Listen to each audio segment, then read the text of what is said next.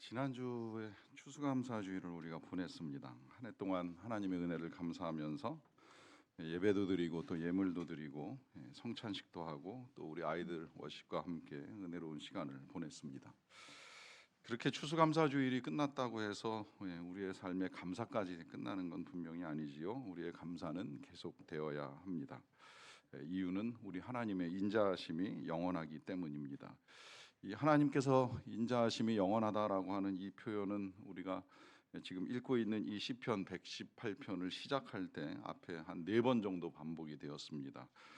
그 인자하심이 영원하다 할지어다라고 하는 말이 여러 번 나왔고요. 그리고 이제 오늘 본문 맨 마지막 29절 끝에 가면 다시 한번 그는 선하시며 그 인자하심이 영원함이로다. 그러하기에 여호와께 감사하라 하는 것으로 시가 끝나게 됩니다.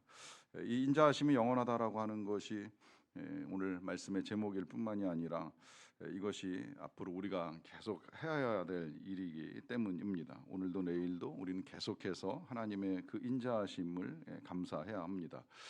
해야 하는 이유는 말씀드린 대로 이 인자하심이 영원하다라고 지금 표현을 하고 있는데, 이 영원하다라고 하는 말의 의미를 다 아실 것입니다. 1차적으로는 계속성의 의미를 가지고 있고, 어떤 면에서 이게 이제 제일 중요하긴 해요. 이 영원하다라고 하는 것이 끝이 없다라고 하는 의미인데, 하나님의 인자하심이나 자비나 사랑이 제한적으로 유한하지 않다라고 하는 걸 우리에게 알려주는 것이지요. 어떤 특정한 상황이나 사건 내지는 이제 시간 속에서만 하나님의 자비가 드러나는 것이 아니라 우리 하나님의 인자하심은 창세전부터 지금까지 그리고 앞으로도 계속해서 멈추지 않아야 할 것이다라고 하는 의미를 담고 있습니다. 그것이 우리가 하나님을 신뢰할 수 있는 이유가 되는 것이지요. 하나님 지금까지 자비하심으로 우리를 다루어 오셨고 이후에도 계속해서 동일하게 이제 우리를 인자하심으로 대해 주실 것이다라고 하는 믿음을 가지고 우리는 나아갑니다. 그런데 이 영원성이라고 하는 단어는 그냥 시간적으로만 무제한 것으로 표현되는 것이 아니라 이제 일관성을 내포한 개념입니다. 만약에 이 하나님의 인자하심이 일관되지 않다라고 하면 우리가 많이 혼동스러워할 것이라고 생각이 되는데요. 또 때로는 이제 그런 느낌을 가질 때가 있어요. 어떤 때는 정말 한없이 우리한테 잘해주시는 것 같은데 어떤 상황에서는 정말 하나님이 우리를 사랑하시는 것이 맞나? 할 정도의 이제 어려움을 겪게 되면 혼란스러워합니다. 뭐 이런 혼란스러움은 우리 자녀들이 겪을 때가 있잖아요. 부모가 때로 아이에게 많은 것들을 해주고 도와주고 하면서 한없이 자상한 부모처럼 여겨지는데 어느 순간 그 부모가 돌변해 가지고 이 아이에게 폭력이나 위해를 가할 때 보면 자녀 입장에서는 정말 우리 부모가 날 사랑하시나 하는 이런 것을 넘어서서 때로는 내 부모가 맞나 하는 의문이 들 만큼 혼란스러움에 빠지는 일들이 있게 됩니다. 그래서 자녀 교육에 있어서 제가 가장 중요하게 들었던 개념 중에 하나는 일관성이라고 하는 거예요. 이때 이 일관성이라고 하는 건 무조건 잘해준다라고 하는 것이 아닙니다. 물론 아이에 따라서 때에 따라 훈육의 필요성을 인정을 합니다. 아이에게 가르쳐야 될 건 가르쳐야 되죠. 문제는 이제 이 방법이 아이로 하여금 이게 사랑으로 느껴지지 아니하는 훈육. 우리 부모는 그렇게 표현을 할 때가 종종 있지요. 널 위한 거야, 널 사랑해서 그런 거야라고 말은 하지만 이 사랑이라고 하는 것이 받아들이는 쪽에서 인정하고 받아들일 수 없으면 사랑이 아닌 것이거든요. 그러니까 그것까지 혼동될 정도로 부모가 지나치게 이제 아이를 강압하게 되면 이제 여기서부터 아이들은 굉장히 혼란스러움에 빠지는 거예요. 마찬가지로 우리가 이 하나님의 인자하심에 일관성이 없다라고 하면 우리가 하나님을 신뢰한다라고 하는 것은 굉장히 어려울 수 있다라고 하는 것이죠. 그러나 하나님은 절대 우리를 그렇게 대하시지 아니하십니다. 물론 아주 오래 참으시고 또 참으시고 계속 참으시다가 마지막에 이 땅의 모든 악을 멸하고 다시 선한 세상을 만들어가기 위하여 가끔은 심판의 권세를 행하실 때가 있지만 그것도 우리의 삶에 한 번쯤 경험하기도 쉽지 아니한 일이고요. 많은 경우에 하나님은 늘 한결같이 일관성 있게 우리들을 사랑하시고 자비하심으로 우리를 대하신다는 사실입니다. 그 증거가 무엇이냐라고 질문하시면 그 증거를 우리가 이 118편에서 계속 보아왔던 거예요. 우리가 살면서 세상의 악 때문에 고통을 겪을 수 있지만 우리 부르짖을 수 있잖아요. 그러면 하나님 응답하시고 답답하고 좁은 상황 속에서 우리를 다시 넓은 곳에 세우시는 은혜를 베풀어 주신다라고 하는 걸 확인을 했습니다. 또 뿐만 아니라 하나님이 내 편이 되셔서 다 나를 등지고 돌아설지라도 하나님만큼은 내 편이 되셔서 한결같이 나를 응원하시고 격려하시고 도와주신다는 사실도 우리가 보았고요. 그러하기에 하나님은 우리가 신뢰할 만한 분이라는 고백도 하고, 또 우리가 그의 이름으로 악한 것들을 끊어내리라고 하는 선포도 했습니다. 이런 선한 경험들이 반복되다 보니까 그 하나님의 일관된 사랑 앞에 그분은 나의 능력이시요 찬송이시요 구원이시로다라고 하는 고백까지가 우리가 지난주에 보았던 내용입니다. 그리고 더 나아가서 이제 우리가 의의 문을 열고 하나님께 들어가리로다라고 하는 고백을 통하여서 우리를 구원하신 하나님의 은혜를 찬양을 하는데요. 이때 이 구원이라고 하는 것이 굉장히 중요한데, 오늘 본문에서는 이 구원을 조금 더 설명을 하면서 아주 특별한 언급을 합니다. 그 내용이 22, 23절인데요. 건축자가 버린 돌이 집 모퉁이의 머릿돌이 되었나니 이는 여호와께서 행하신 것이요 우리 눈에 기이한 바로다라고 합니다. 자, 건축자가 버린 돌이 집 모퉁이의 머릿돌이 되었다라고 하는 건, 이 말씀은 먼저 시인이 자신이 겪었던 상황을 가지고 하나님의 은혜를 아주 비유적으로 잘 표현을 한 거예요. 건축자가 버렸다라고 하면 이건 이제 돌이 쓸모없어서 버린 상황이라고 할 수가 있겠는데, 이 시를 쓴 사람이 다윗이라면 다윗은 그런 일을 겪은 거예요. 왕에게 버림을 받았습니다. 나름 충성을 한다고 하였음에도 불구하고 그는 버림받고 쫓기는 신세가 되었잖아요. 그런데 그렇게 버린 것 같은 자신의 인생이 어느 순간 이 모퉁이의 머릿돌 같은 이제 그런 인생이 되었다는 거예요. 여러분이 고대 건축에 있어서 모퉁이의 머릿돌이 얼마나 중요한지 들어보셨을 거예요. 이 집이라고 하는 게 이제 당시에는 뭐 아주 쉽게 그냥 나뭇잎으로 엮어서 집을 짓는 경우도 있지만, 또 아주 튼튼하게 돌로 짓는 경우가 있습니다. 뭐 지금도 나무로 집을 지어 살아가는 사람들이 있는데, 그런 경우에는 그냥 정말 이것저것 긁어 모을 수 있는 거 긁어 모아다가 우리 같은 사람들도 한 5분만 배우면 어떻게 엮어서 집을 짓는지 그냥 쉽게 지을 수 있을 만큼 쉽게 집들이 만들어져요. 그런데 이 집이라고 하는 게 이제 돌로 짓게 되면 얘기가 좀 달라지지요. 돌은 쌓아 올라가는 동안에 흔들림이 없어야 되고, 잘 쌓고 난 다음에 이게 그냥 기둥뿐만이 아니라 어떤 돌은 뭐 석가래로 쓰일 수도 있고 어떤 돌은 이제 벽으로 쓰일 수가 있는데, 이 모든 것들을 분별해내고 그 다음에 그 돌을 가지고 돌들이 가지고 있는 그 역학들을 고려해 가지고 집을 지으려고 하면 전문가가 아니면 안 된다라고 하는 거예요. 전문가만이 돌을 가지고 집을 제대로 지을 수가 있습니다. 이 전문가 중요하더라고요. 어제 이 트리 작업을 하는데 이제 그동안에 해왔던 분들이 나이가 들어가지고 세대 교체가 돼서 40대의 젊은 분들이 작업을 하는데, 전 몰랐는데 우리 교회 그 어떤 분의 표현대로 하면 미대 나오는 오빠들이 계시대요. 그 오빠들이 이제 어제 작업을 했는데 뭔가 다르지 않냐고 이렇게 말씀들을 많이 하시더라고요. 그렇지 않습니까?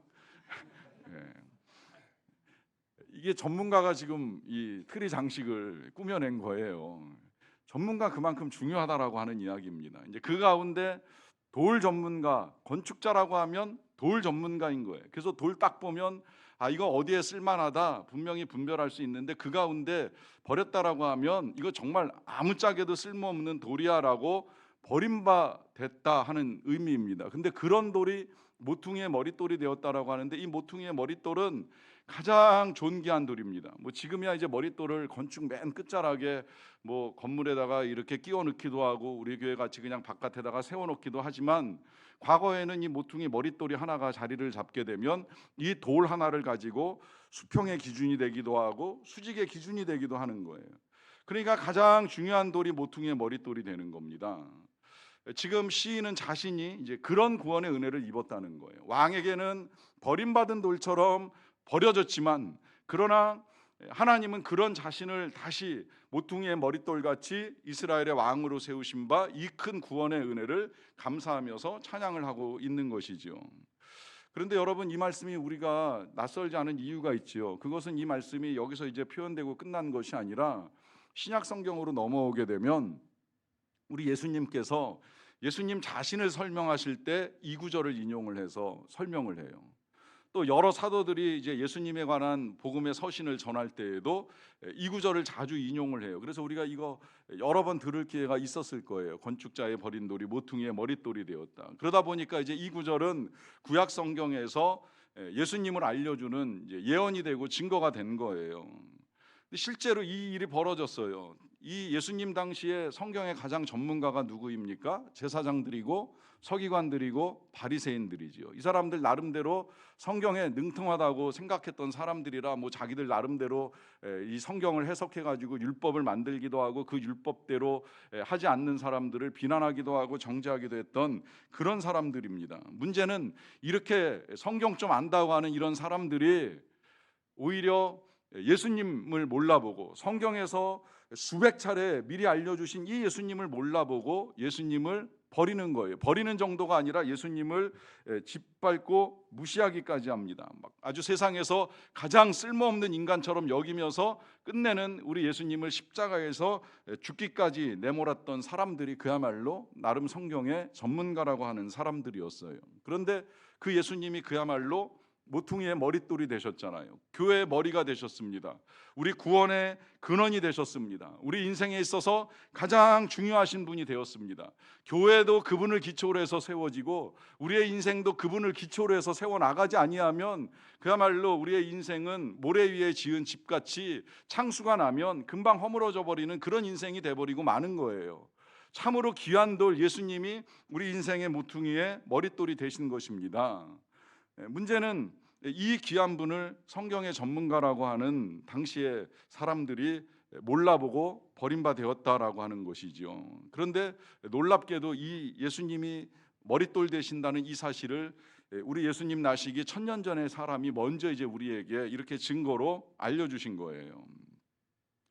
문제는 그러면 그러한 예수님을 못 알아보는 건 이제 이 예수님 당시의 사람들 뿐이겠는가라고 하는 것이죠. 지금도 예수님을 몰라보는 사람은 적지 아니합니다. 뭐 이 예수님을 모르는 사람들은 교회 밖에만 있는 것이 아니라 교회 안에서도 있을 수 있다라고 하는 거예요. 우리들 나름대로 다 어느 정도 성경을 알고 있다, 지금까지 말씀을 많이 들었다라고 생각을 하지만 여러분 어떠십니까? 정말 예수님 얼마나 알고 계십니까? 그 알고 있다라고 하는 이 의미가 단순히 지식적으로 들어 알고 있는 정도가 아닌 거 알고 계시지요? 이때 얼마나 알고 계시느냐라고 하는 이 질문에는 예수님과 얼마나 관계가 깊으시고 친밀감을 누리고 계시느냐라고 하는 거예요. 뭐 나 지금까지 교회를 수십 년 다녔고 교회에서 이런저런 과정을 통해서 많이 배워왔기 때문에 뭐 더 알고 배워야 될 것들이 있는가라고 말씀하시는 분이 계실지는 모르겠지만 여러분 우리가 예수님을 정말 귀히 여기지 아니하고 그분과의 친밀감 속에서 살지 않는다면 우리도 예수님을 버려두고 사는 거예요. 우리가 예수님 당시에 바리새인들이나 서기관들처럼 무시하고 질밟지는 않는다고 할지라도 예수님을 버려둔 채 예수님을 외면하며 생활하는 일들이 얼마든지 우리 안에서도 일어날 수 있다는 말씀입니다. 우리의 인생에 가장 귀한 머릿돌 되시는 분이심에도 불구하고 있거나 말거나 뭐 관계없는 것처럼 살아갈 수 있다라고 하는 의미이죠. 여러분 구원이라고 하는 거 이것이 뭐 예수님을 믿음으로 말미암아 우리가 얻는다라고 하는 가장 기본적인 구조절을 알고 있습니다마는 구원은 우리가 예수님을 얼마나 알아보고 얼마나 귀하게 여기는가 그분과 얼마나 관계를 가지느냐의 문제입니다. 주님을 잘 알지도 못하고 그분과 관계도 없는 상태에서 그냥 그분의 이름만을 빌려와 가지고 능력을 행하고 그분의 이름만 빌려 가지고 천국에 들어가겠다? 여러분 이건 욕심이지요. 믿음이 아닙니다. 믿음은 주님을 알고 주님을 찾고 주님과 관계를 만들고 그 관계가 시간이 갈수록 더 깊어지는 거예요. 그래서 그분으로 내 인생의 기초를 삼고 그분으로 내 인생의 기준을 삼고 그분의 말씀에 따라 내 인생의 집을 견고하게 지어 나가는 것 이것이 이 땅으로부터 우리가 영원한 구원을 이루어가는 삶입니다. 그리고 그 구원이 우리 안에서 이루어진다라고 하면 이제 그 다음에 계속해서 이제 감사할 것들이 늘어나게 되는데요. 그걸 오늘 25절에 보시면 이렇게 말합니다.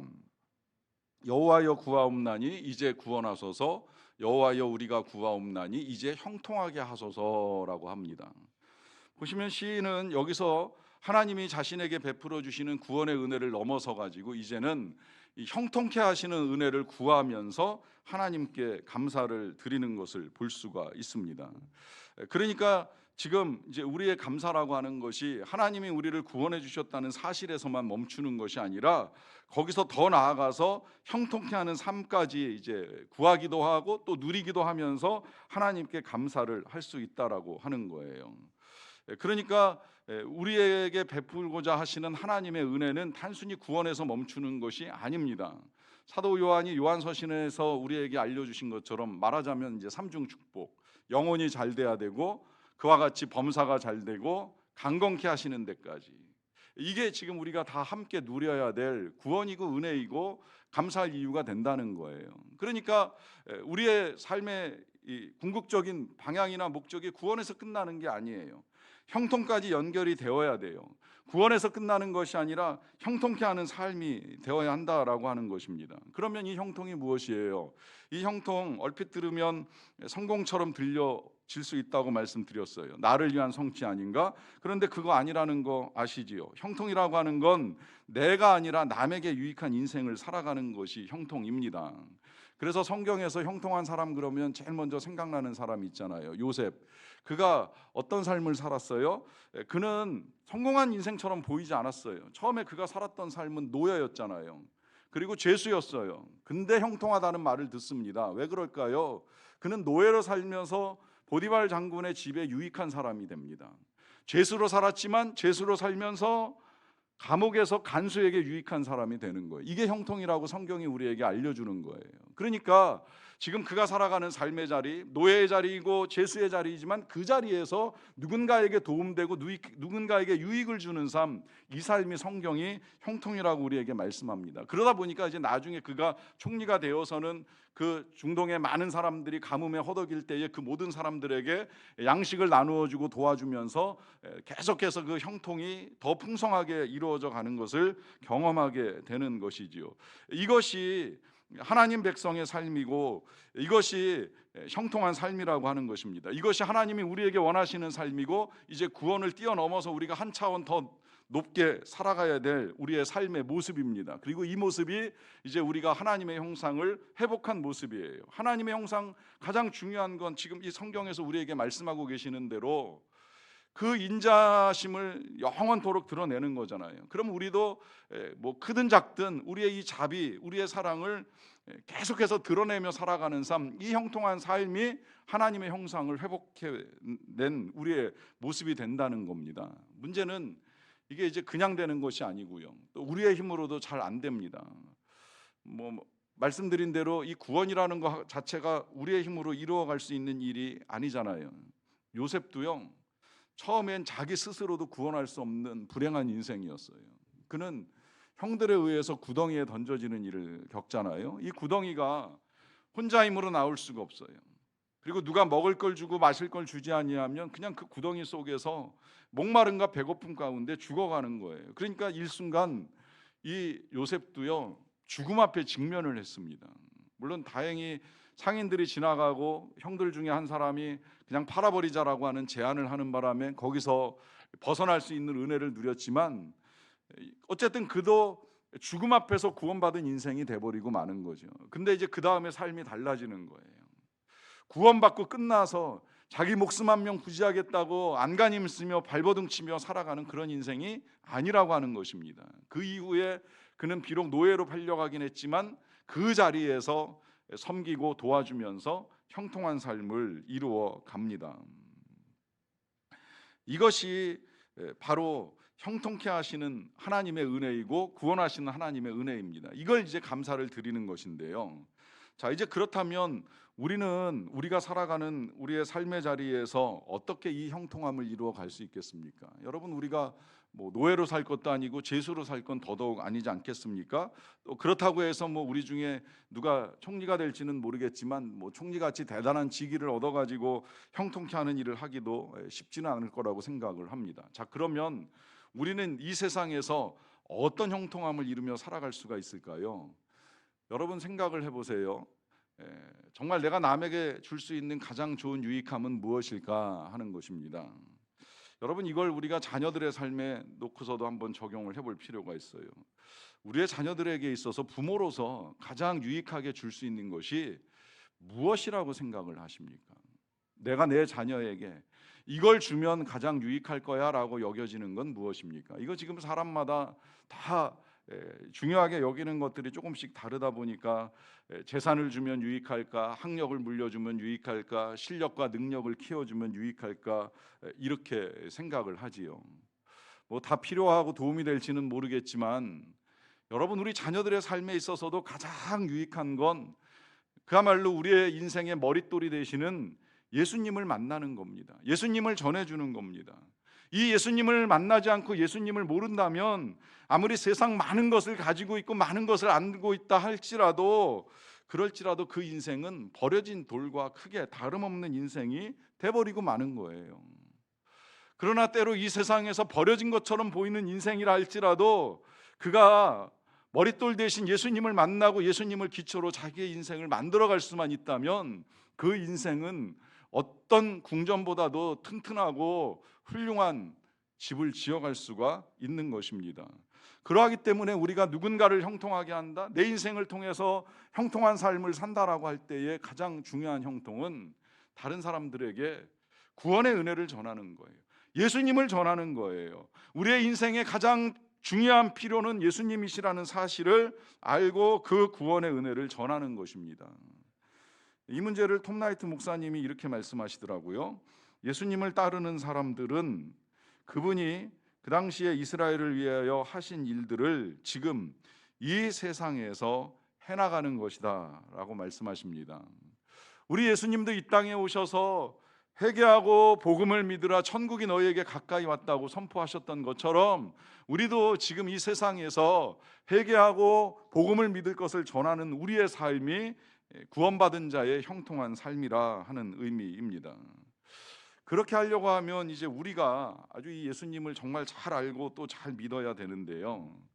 여러분, 이 예수님 여러분들에게는 어떤 분이신가 한번 좀 생각을 해보세요. 자, 앞서 저는 우리 예수님께서 건축자의 버림받은 돌 같은 분이 이제 모퉁이의 머릿돌이 되셨다라고 하는 말씀을 드렸습니다. 뭐 이러한 일이 예수님에게서만 일어난 것이 아니라 오늘 이 시인에게서도 일어난 일이라고 이제 앞서 보았고요. 그렇지만 그 두 분만에게서만 일어난 일이 아니라고 하는 것이지요. 여러분, 우리는 어떻습니까? 우리는 버려진 인생이 아닙니까? 우리 또한 어떻게 보면 예수님보다도 더 버려진 것 같은 인생을 살고 있는 존재들입니다. 왜냐하면 우리의 가치가 죄로 인해서 떨어질래야 떨어질 수 없을 만큼 떨어졌잖아요. 우리의 가치가 그야말로 바닥을 칠 만큼의 인생이라고 하는 거예요. 그런데 이 가치를 회복시켜가는 과정을 잘 우리가 아는 사람도 있고 모르는 사람도 있다 보니까 내 가치를 다른 것에서부터 높이기 위하여서 굉장히 애를 씁니다. 하지만 여러분, 우리는 우리 스스로 우리의 가치를 높일 수 없다는 거 알고 계시지요? 혹 이게 가치 있는 일이야 라고 생각하는 것이 있을지는 모르겠지만 그건 여러분들 생각이고 여러분들의 기준입니다. 그래서 사람들마다 각기 가치를 다른 데 두고 그 기준을 가지고 자기를 평가하는 거예요. 그래서 어떤 사람은 실력이 가치라고 생각을 하고 실력을 키워서 스스로 실력이 대단하면 가치 있다 여기지만 그건 그 사람의 기준일 뿐인 것이지요. 뭐 몇 사람이 더 인정해 줄지는 모르겠지만 그건 지극히 사람의 기준으로 판단한 가치일 뿐입니다. 뭐 어떤 사람은 외모의 가치를 두고 외모를 바꾸기 위해서 이런저런 애를 쓸지 모르겠지만 그 기준도 사람이 정해놓고 높낮이를 평가하는 것일 뿐이라는 의미예요. 여러분, 우리는 우리 스스로 기준을 만들고 우리 스스로의 가치를 평가하지만 성경에서 하나님이 기준하시는 가치를 가지고 우리를 보게 되면 우린 그야말로 흔하디 흔한 돌멩이에 불과한 인생이라고 하는 거예요. 생각해 보세요. 이 돌멩이라고 하는 것이 세상에 널려 있는 것처럼 세상에 70억이 넘는 인구가 널려 있습니다. 그 중에 한 사람, 우리의 가치가 뭐 그렇게 대단하겠어요? 뭐 좀 가지고 있고 알고 있다고 해서 뭘 좀 해냈다고 해서 그게 뭐 그렇게 대단한 가치가 되겠어요? 하나님 편에서 봤을 때 70억 개의 돌 중에 하나에 불과한 인생이 될 수도 있다라고 하는 거예요. 그런데 놀랍게도 하나님은 우리를 그렇게 버림받은 돌처럼 여기지 아니하시고 그야말로 우리도 아주 소중한 돌로 여기셔서 우리를 가치 있게 바꿔주시기 위해 우리 대신에 예수님을 버리시는 일을 하신 거예요. 예수님께서 십자가에 버려지시는 그 고통스러운 일을 겪으시면서 우리의 가치는 이제 모퉁이의 머릿돌 못지않게 존귀한 가치로 만들어 주셨기에 이제 우리가 함께 그리스도 안에서 지어져가는 성전이 되고 하나님의 집이 되었다고 에베소서를 쓴 사도 바울이 우리에게 알려줍니다. 여러분, 우리가 이 귀한 은혜를 받은 거예요. 세상에 수없이 많은 돌같이 버려질 수 있는 인생들이었는데 우리 예수 그리스도를 통해서 이제 우리의 인생이 완전히 달라진 하나님의 백성으로서의 가치를 하나님이 우리에게 허락하셨다라고 하는 것입니다. 이 모든 일들이 우리 예수님의 버려지심을 통하여 이루어진 일입니다. 그러하기 때문에 이제 그 구원의 은혜를 우리가 감사하다라고 말씀드릴 수 있는 것이죠. 자, 이와 같은 사실을 알고 하나님께 감사를 드리는 시인이 마지막에 하는 고백이 28절에 이렇게 나옵니다. 주는 나의 하나님이시라 내가 주께 감사하리이다. 주는 나의 하나님이시라 내가 주를 높이리이다 라고 합니다. 보시는 대로 시인은 하나님께 감사합니다, 내가 주님 높입니다 라면서 아주 중요한 고백을 합니다. 그것은 주는 나의 하나님이시라 라고 하는 고백입니다. 이 고백을 두 번이나 반복을 합니다. 왜 이 고백을 하겠습니까? 이 고백하는 이유 분명하지요. 그건 지금까지 말로만 듣던 하나님, 남을 통해서 듣던 하나님을 이제 본인이 직접 경험하고 본인이 직접 만난 거예요. 그래서 이제는 그 하나님이 누군가의 하나님이 아니라 바로 나의 하나님, 나의 여호와다라고 하는 분명한 고백을 하고 있습니다. 저는 이 시간에 설교를 마무리하면서 여러분들께 여쭤보고 싶습니다. 좀 더 명확하게, 불경스럽지만 양해하고 들으세요. 당신께 여쭙고 싶습니다. 하나님은 당신의 하나님이 맞습니까? 여러분 한번 잘 생각해 보세요. 나는 지금 어떤 하나님을 믿고 섬기고 있는가? 성경에서 말하고 있는 하나님, 혹은 김창준 목사가 만난 하나님, 아니면 김창준 목사를 통해서 들려주고 있는 하나님, 그 하나님이 아니라 그야말로 나의 구원을 이루어 주시고 내 인생 버림받았지만 나를 다시 머릿돌같이 귀히 여겨주신 그 하나님을 믿고 계시느냐라고 하는 질문을 드리는 것입니다. 하나님은 우리를 구원하셨습니다. 하나님은 우리를 살리셨습니다. 뿐만 아니라 우리를 형통케 하기를 원하십니다. 이렇게 우리에게 은혜를 베풀어 주신 하나님의 인자하심을 영원토록 감사하며 살아갈 수 있는 저와 여러분들의 믿음 되시기를 간절히 축원합니다. 우리 시간에 같이 잠깐 기도하겠습니다. 마지막으로 다시 한번 하나님의 인자하심과 자비하심을 헤아려 보십시오. 그리고 여러분들의 하나님으로 고백을 하십시오. 주님 나의 하나님이십니다. 여호와는 나의 하나님이십니다. 나의 구원을 이루시고 나를 살리시고 나를 형통케 하시는 하나님, 나의 왕이십니다. 나의 주인이십니다. 각자의 고백을 주님께 드리는 시간을 갖도록 하겠습니다.